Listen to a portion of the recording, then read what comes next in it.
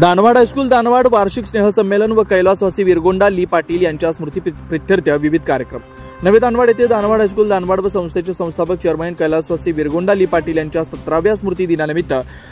एक दिवसीय विविध कार्यक्रम आयोजित करण्यात आला। संमेलनाध्यक्ष सुप्रसिद्ध चित्रकार, रंगकर्मी, नृत्यकर्मी, राष्ट्रीय आदर्श शिक्षक पुरस्कार प्राप्त कला शिक्षक श्री सागर चित्तरंजन बगाडे सर यांच्या उपस्थितीत रविवार दिनांक 29/12/2024 रोजी